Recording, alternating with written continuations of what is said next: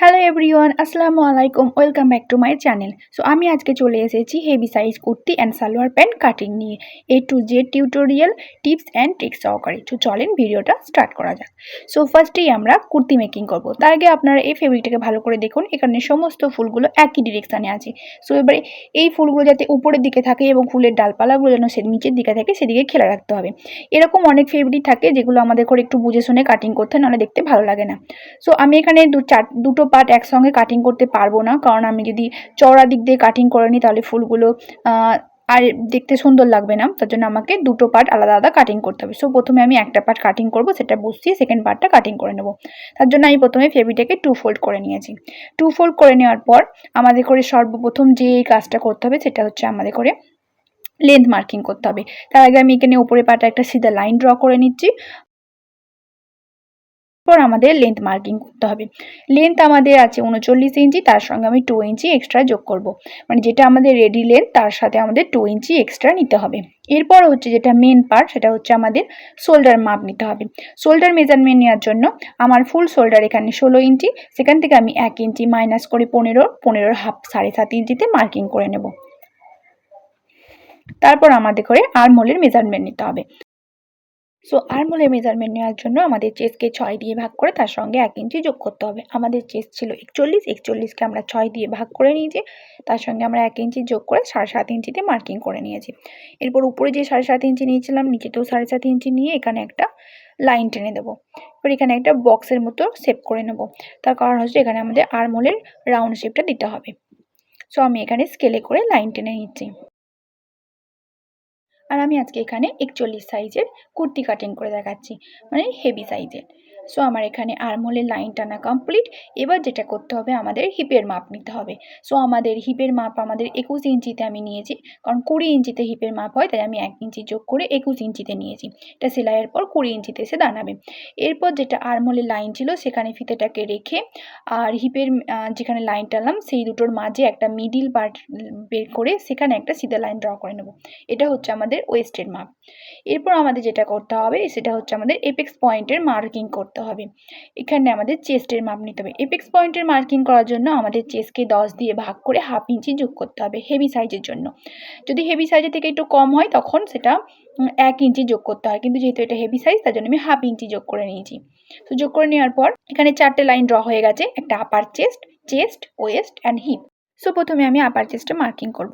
আপার চেস্টের measurement নেওয়ার জন্য আপার chest আছে আমাদের 44 এর সঙ্গে 2 ইঞ্চি লুজিং অ্যাড করব। লুজিং অ্যাড করার পর যেটা হবে তাকে 4 দিয়ে ভাগ করব। তাহলে 4 দিয়ে ভাগ করলে হয় 11.5, 11.5 সঙ্গে আমরা 2 ইঞ্চি এক্সট্রা নেব সেলাই মার্জিনের জন্য। এরপর আমরা যেটা আমাদের এবার চেস্টের মাপ নিতে হবে। যেখানে আমরা এপেক্স পয়েন্টের মাপ নিয়েছিলাম সেই লাইনের ওপর চেস্টের মাপ নেব।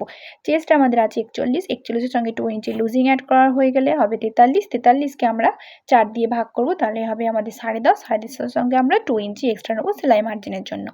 এরপর আমরা ওয়েস্টের মাপ নেব, সেমভাবে 2 ইঞ্চি লুজিং অ্যাড করব, করার পর সেটাকে 4 দিয়ে ভাগ করব এবং আরও 2 ইঞ্চি এক্সট্রা নেব সেলাই মার্জিনের জন্য।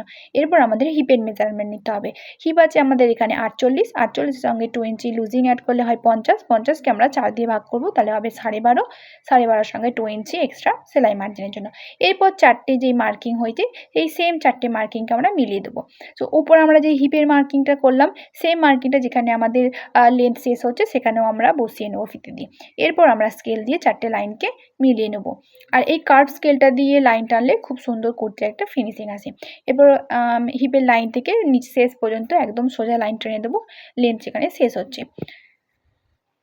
আমি এখানে হাত দিয়ে মেজারমেন্টগুলোকে একটুখানি ডিপ করে দিচ্ছি যাতে আপনাদের দেখতে সুবিধা হয়। এরপর ফিটিং লাইনের যেটা মার্কিং করেছিলাম সেই ফিটিং লাইনটাতেও আমি একটা লাইন টেনে নিচ্ছি।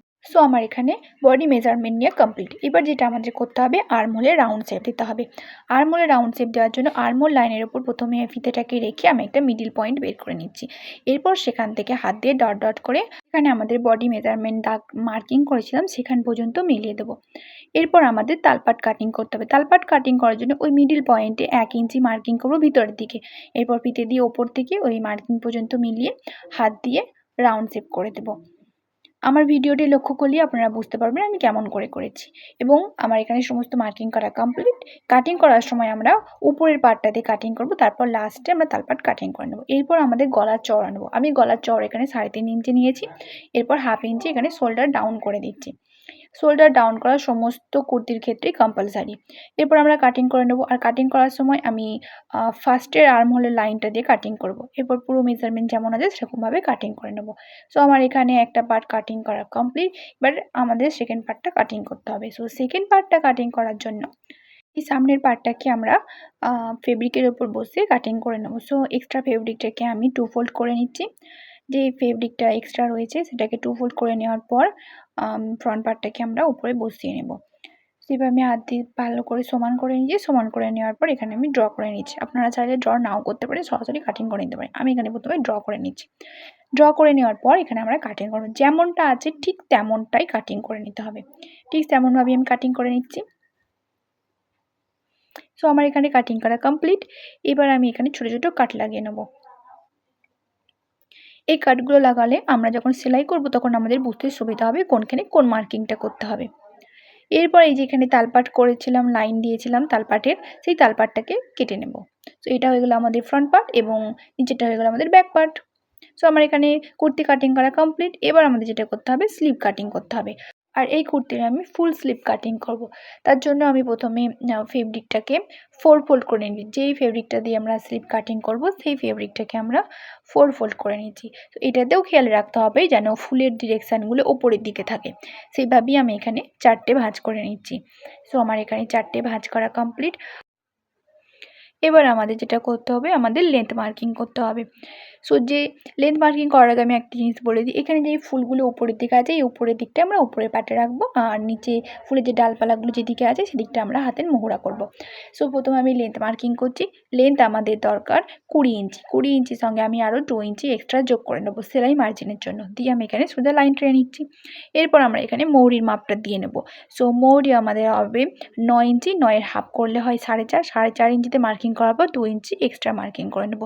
এরপর আমি উপরের লাইনটা থেকে 3 ইঞ্চি ডাউন করব। হাতের মানে স্লিভের শেপ দেওয়ার জন্য 3 ইঞ্চি ডাউন করতে হয়। সো 3 ইঞ্চি ডাউন করে নেওয়ার পর এখানে আর্মহোলের মেজারমেন্ট করব। আর্মহোল আছে আমাদের 16। তো 16-এর হাফ হচ্ছে 8। 8-এর সঙ্গে 2 ইঞ্চি এক্সট্রা যোগ করে আমি এখানে মার্কিং করে নিচ্ছি।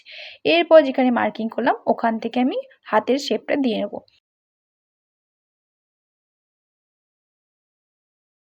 এরকমভাবে কার্ভ শেপটা দিয়ে নেব। এরপর যেই 3 ইঞ্চি ডাউন করলাম সেখান থেকে আর মোহরার যে লাইনটা আছে সেখানের উপর ফিতেটা বসে একটা মিডিল পার্ট বের করে নেব। মিডিল পার্ট বের করে নেওয়ার পর এখানে হাতায় আরেকটা মার্কিং হবে। যেহেতু এটা ফুল স্লিভ তাহলে তার জন্য এখানে 3টে মার্কিং করতে হয়। যদি এটা গ্লাস হাতা বা শর্ট হতো তাহলে 2টো মার্কিংয়ে আমাদের কাজ হয়ে যেত। এরপর 3টে লাইনই আমি এখানে মিলিয়ে দেবো। মিলিয়ে দেওয়ার পর এখানে কাটিং করে নেব। সো আমি এখানে কাটিং করে নিচ্ছি। আমাদের sleeve complete. So sleeve complete হয়ে যাওয়ার পর আমাদেরকে যেটা করতে হবে তালপাট কাটিং করতে হবে। স্লিভেও আমাদের তালপাট কাটিং করতে হয়। তালপাট কাটিং করার জন্য আমি জয়েন্ট যেখানে আছে সেখানে 1/2 ইঞ্চি পরিমাণ মার্কিং করে দুটো পার্টকে একসঙ্গে ধরে ভাঁজ করে নেব। এরপর যেই পার্টটা বড় হয়ে যাবে সেই পার্টটাকে কেটে বাদ দিয়ে দেবো। তাহলে তালপাট কাটিং করা হবে। এরপর আমি মার্কিং করে নিই যাতে আমি বুঝতে পারি। আর তালপাট সবসময় সামনের দিকে দিতে হবে, যেন ব্যাক পার্টের দিকে না চলে যায় সেটাও খেয়াল রাখতে হবে। এরপর আমি মার্কিংগুলোকে মিলিয়ে দিচ্ছি এবং এরপর এখানে একটা ছোটো পারা কাট লাগিয়ে নেবো। সো আমার স্লিভ কমপ্লিট। এবার যেই ফেব্রিকটা বেঁচে গেছে সেই ফেব্রিকটা দিয়ে আমাদের সালোয়ার প্যান্ট কাটিং করতে হবে। আর সালোয়ার প্যান্ট কাটিং করার জন্য অবশ্যই 2.5 মিটার কাপড় হওয়া প্রয়োজন। হেভি সাইজের ক্ষেত্রেও নর্মাল সাইজের ক্ষেত্রেও। হেভি সাইজের হলে কুচি একটু কম হবে, বাট 2.5 মিটারের যেন কম না হয়, তাহলে সালোয়ার দেখতে ভালো লাগে না। তো প্রথমে আমাদের লেন্থ মার্কিং করতে হবে। আর লেন্থ মার্কিং করার জন্য 6 ইঞ্চি বাদ দিয়ে আমাদের যে লেন্থটা হয় সেই লেন্থে মার্কিং করে নেব এবং যেই ফেব্রিকটা এক্সট্রা থাকবে সেটাকে পুরো টেনে ছিঁড়ে বাদ দিয়ে দেবো। এরপর আমাদের পুরোটা কেটে বাদ দিয়ে নেওয়ার পর যেই ফেব্রিকটা পড়ে থাকবে সেটাকে পুরোটাই 4 ভাঁজ করে নেব। 4 ভাঁজ করে নেওয়ার পর আমাদের যেটা করতে হবে যে কোনো একটা সাইডে আমাদের মোহরার মাপ নিতে হবে। সো আমি আমার ভিডিওটা দেখেন আপনারা বুঝতে পারবেন। সো এই সাইডটায় আমি মহুরার মাপ নিয়ে নিচ্ছি। সো পায়ের মহুরা আছে আমাদের 11 ইঞ্চি, 11-র হাফ হচ্ছে 5.5, 5.5 ইঞ্চিতে মার্কিং করার পর আমি আরও 1.5 ইঞ্চি নেব সেলাই মার্জিনের জন্য। নেওয়ার পর এরপর পুরো ফেব্রিকটা যেটা লেন্থ আছে সেই লেন্থটার একটা মিডিল পার্ট বের করে নেব। পুরো লেন্থটাতে ফিতে বসিয়ে যেটা মিডিল হয় সেই মিডিল পার্টটা বের করে নেব। এবার যেখানে আমাদের মিডিল পয়েন্টটা হচ্ছে সেখান থেকে স্কেল বসে যেখানে মহুরার মার্কিং শেষ হচ্ছে সেখানে স্কেলটা রেখে পুরো একটা সিধা লাইন ড্র করে দুটো দাগকে মিলিয়ে দেব। তো মিলিয়ে দেওয়ার পর যে লাইনটা হলো সেই লাইনটার ওপর 9 ইঞ্চিতে একটা মার্কিং করব ক্রসের জন্য। সো আমি এখানে ফিতেটা বসিয়ে 9 ইঞ্চিতে একটা মার্কিং করে নিচ্ছি। আমার ভিডিওটা দেখলেই আপনারা বুঝতে পারবেন যে আমি কেমনভাবে করলাম। তো এরপর এখানেও একটা সিধা লাইন ড্র করে নেব।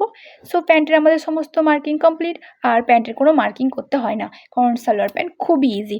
আমার এই প্রসেসটা আপনারা ফলো করলে আপনাদেরও খুব সহজেই আপনারা পেরে যাবেন। এরপর যে মার্কিং করলাম ঠিক সেরকমভাবে সমানভাবে কেটে দেবো এবং যে পার্টটা আমি ক্রস করে দিয়েছি ওই পার্টটা কেটে বাদ দিয়ে দেবো। সো এই তো আমাদের প্যান্ট কমপ্লিট। এরপর এই যে পার্টটা হচ্ছে এই পার্টটা আমাদের এইখানটাতে বসাতে হবে। আমি বসিয়ে দেখিয়ে দিচ্ছি। এরকমভাবে আমাদের জয়েন্ট পড়বে। সো জয়েন্ট পড়লে আমাদের অনেকটাই কুচি বেড়ে যাবে। এরপর আমাদের যেটা করতে হবে আমাদের বেল্ট মার্কিং করতে হবে। সো কোমরের যে বেল্টটা দরকার সেই বেল্টটা আমাদের এখানে বেল্ট দরকার, মোট রেডি বেল্ট দরকার আমাদের 6 ইঞ্চি। তার জন্য আমরা 2 ইঞ্চি এক্সট্রা নেবো, দিয়ে মোট 8 ইঞ্চি আমাদের চওড়া দরকার। সো 8 ইঞ্চি চওড়া দরকার। আমি এখানে ফিতে দিয়ে প্রথমে মেপে দেখছি আমার এখানে 8 ইঞ্চি আছে কি না। যদি না থাকে তাহলে আমাদের জয়েন্ট ধরাতে হবে। সো আমার এখানে 8 ইঞ্চি আছে, সো আমার কোনো জয়েন্ট লাগবে না। যদি না থাকতো আমাকে জয়েন্ট দিতে হতো। এরপর আমাদের চওড়াটা নিতে হবে। সো আমাদের যেটা হিপ সেই হিপের মেজারমেন্ট তার সঙ্গে আমি আরও 6 ইঞ্চি এক্সট্রা লুজিং অ্যাড করব, দিয়ে সেই মাপটা নেবো। সো আমাদের হিপ আছে এখানে 48, 48-এর সঙ্গে আমি 6 ইঞ্চি যোগ করব, সঙ্গে 6 ইঞ্চি যোগ করলে 54 ইঞ্চি। সো আমি 54 ইঞ্চি পরিমাণ মেপে নেব। মেপে নেওয়ার পর আরও 1 ইঞ্চি নেব সেলাই মার্জিনের জন্য। মোট আমি 55 ইঞ্চি কাপড় মেপে নিয়েছি। সো এখানে আমি কেটে বাদ দিয়ে দেবো এক্সট্রাটা। সো আমাদের এখানে বেল্টের ফেব্রিকও রেডি হয়ে গেছে। আর এখানে আমি ইলাস্টিক অ্যাড করব, কোনো প্রকার ডরি অ্যাড করব না। সো আমাদের এখানে বেল্টও রেডি। বেল্টটিকে আমি 4টে ভাঁজ করে ছোট ছোট কাট লাগিয়ে নেব। সো আমি এখানে 4টে ভাঁজ করে নিয়েছি আর ছোটো ছোটো কাট লাগিয়ে। এই পর্যন্ত ভিডিওটি আপনারা যারা দেখেছেন তা যদি ভালো লেগে থাকে অবশ্যই আমার চ্যানেলটিকে সাবস্ক্রাইব করে দেবেন। সো আমার এখানে বেল্ট কমপ্লিট হয়ে গেছে। আমার এখানে বেল্ট, প্যান্ট, কুর্তি সমস্তটাই কাটিং করা হয়ে গেছে। আর এটা হলো আমার কুর্তির ফাইনাল লুক। সো কেমন লাগছে ভিডিওটা অবশ্যই জানাবেন। আর ভালো লাগলে আমার চ্যানেলটিকে অবশ্যই সাবস্ক্রাইব করে দেবেন। সো আজ এই পর্যন্তই। দেখা হবে অন্য কোনো ভিডিওতে। টাটা, আল্লাহ হাফেজ।